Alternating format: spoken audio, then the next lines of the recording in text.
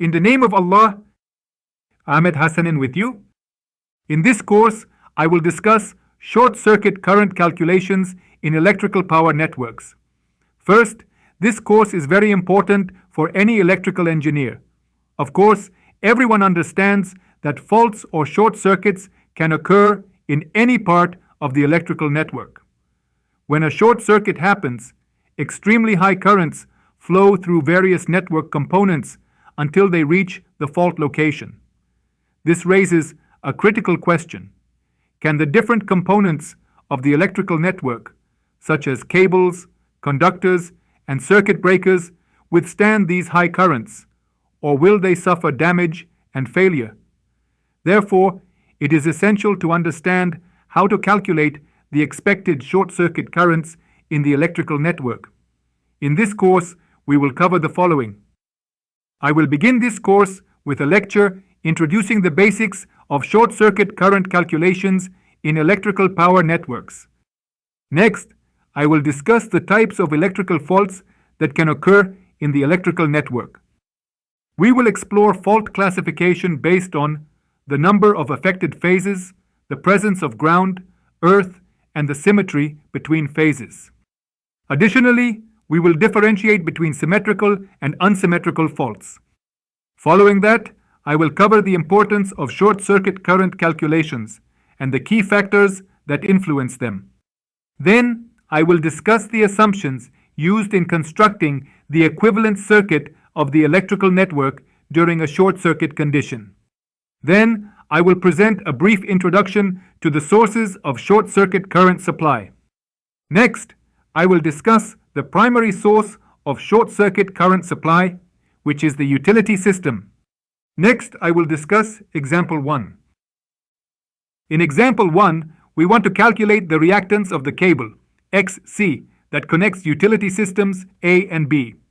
Next, I will discuss the second source of short circuit current supply, which is the local generators. Next, I will discuss the third source of short circuit current supply, which is the synchronous motors and capacitors. Next, I will discuss the fourth source of short circuit current supply, which is the induction motors. Next, I will discuss how we can calculate the asymmetric short circuit currents. After that, I will discuss the per unit system and understand the importance of using the per unit system in electrical network calculations instead of using actual quantities. We will particularly highlight the advantage of using the per unit system in the presence of transformers due to the differences in voltage, current, and reactance values on the primary and secondary sides of the transformer. Next, I will discuss example 2. Using the power system shown in the figure before us, we aim to calculate the short circuit current at point A, once using actual quantities and once using the per unit system. Next, I will discuss example 3. Using the power system shown in the figure, calculate the short circuit level at busbar B. Next, I will discuss example 4. I will use the power system from the previous example after adding some electrical equipment as follows. Using the new power system shown in the figure, and after connecting the local generator G to busbar B through transformer T2, what is the new short circuit level in megavolt amperes at busbar B? Then, I will introduce the concept of practical applications, discussing their importance, real-world use cases, and how they impact various industries. Then, I will discuss the rated currents of circuit breakers. Next, I will discuss example 5. Using the power system of the industrial network shown in the figure, we aim to calculate the rated current in amperes and short circuit currents in kiloamperes for circuit breaker A, once using actual quantities and once using the per unit system. Additionally, it is required to calculate the contribution of induction motors to the instantaneous short circuit current. Then, I will talk about the current limiting reactors. Then, I will discuss the generator reactor, including its purpose, placement, and role in controlling short-circuit currents. Then feeder reactors. Then busbar reactors. Next, I will discuss example 6.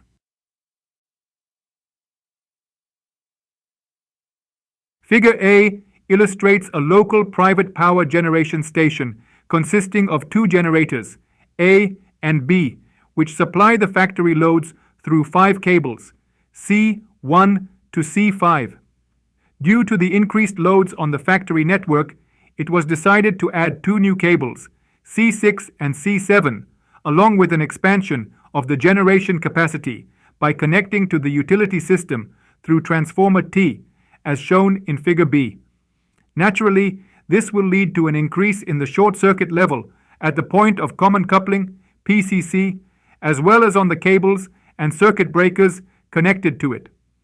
Since the short circuit breaking capacity of the circuit breakers installed on the old cables is rated at 150 megavolt amperes, it was decided not to replace these breakers.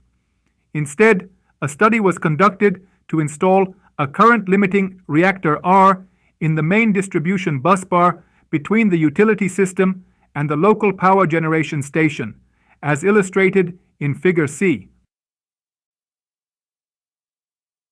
The study requires the following. 1. Calculating the short circuit level on both the old and new circuit breakers before and after connecting to the utility system. 2. Evaluating the suitability of the old circuit breakers for the new conditions after connecting to the utility system.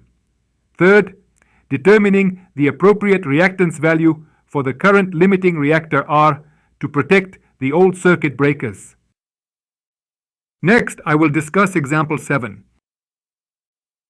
The figure in front of us illustrates a tie-bar busbar system consisting of 4 generators, each connected to a current limiting reactor with reactance XR. Each generator primarily supplies the cable connected to it. In the case of a short circuit on the 4th cable, C4, calculate the value of reactance XR that ensures the voltage on the 3 healthy cables, C1, C2, and C3 remains above 60% of the nominal system voltage, which is 11 kilovolts. Next, I will discuss motor starting. Next, I will discuss example 8. The figure in front of us shows an induction motor fed from an electrical system with a nominal voltage of 12 kilovolts and a short circuit level of 400 megavolt amperes through 2 cables, C1 and C2, and a distribution transformer, T. The available data for the motor are in front of us. We aim to study the effects of voltage sag, voltage dip, resulting from the direct connection of a motor to the bus bar, also known as direct starting. In this part of the course, I will discuss the role of the neutral point in determining the behavior of the electrical network during a ground fault. Therefore, I will begin with a simple introduction to this concept. Next, I will discuss the difference between the neutral point, N, and the ground point, or the earth point, E. Next, I will discuss the symmetrical components theory. Then, we will understand the difference between positive sequence, negative sequence, and zero sequence. Of course, this topic is one of the most important topics for a protection engineer.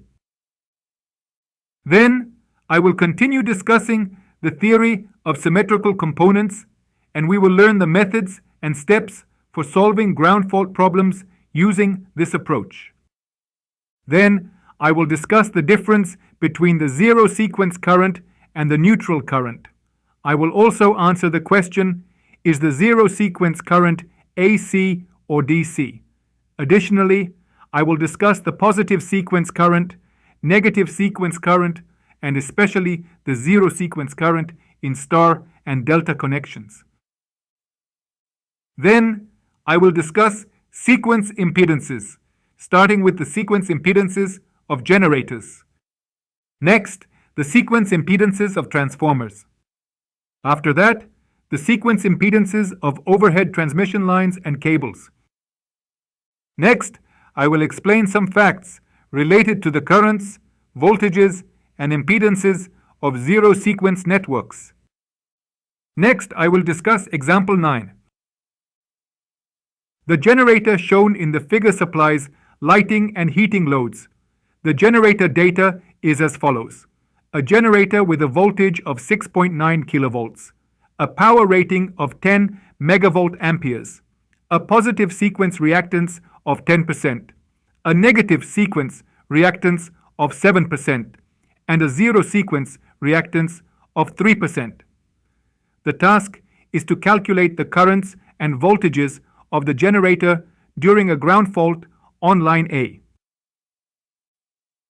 Next, I will discuss example 10.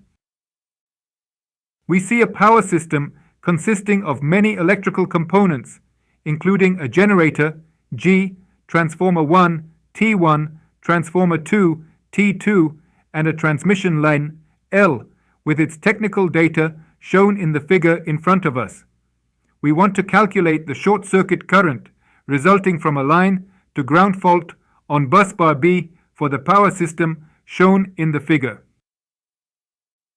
Finally, I will briefly talk about the double line to ground short circuit by mentioning only the equation for calculating the short circuit current without any details. Thank you for your attention. See you in the next lecture.